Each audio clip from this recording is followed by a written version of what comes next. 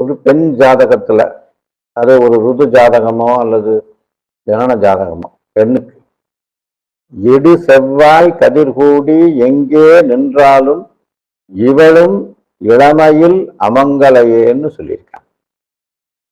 அது மட்டும் இல்லாம கண்டங்கள் 4 கருதியே சனிசை நிற்க கண்டங்கள் மிக உண்டாகும், திரவியம் நாசமாகும், கொண்டதோர் மனைவி வேறாம் குறித்திடு செட்டு நஷ்டம், பண்டுல நாடு விட்டு பரதேசம் போவான் என்னே அப்படின்னு பாடல்கள்ல சொல்லியிருக்காங்க. செவ்வாய் சனி சேர்க்கை அவ்வளோ பெரிய பாதிப்பு கொடுக்கும்.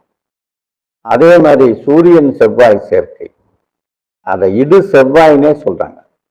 காரகன்னு அதை சொல்றதுனால இடு செவ்வாய் கதிர், கதிர்னா சூரியன் கூடி எங்க இருந்தாலும் சரி, அது 8ஆம் இடத்துல தான் இருக்கணும், 7ஆம் இடத்துல தான் இருக்கணும் இல்லை, எங்க இருந்தாலும் ஒரு பெண் ஜாதகத்துல இருந்துச்சுன்னா, குறிப்பா ருது ஜாதகத்துல, பிறந்த ஜாதகத்தை விட ருது ஜாதகத்துல இருந்துச்சுன்னா அந்த பெண் இளமையிலேயே அமங்கலையாக வாய்ப்பு இருக்கு.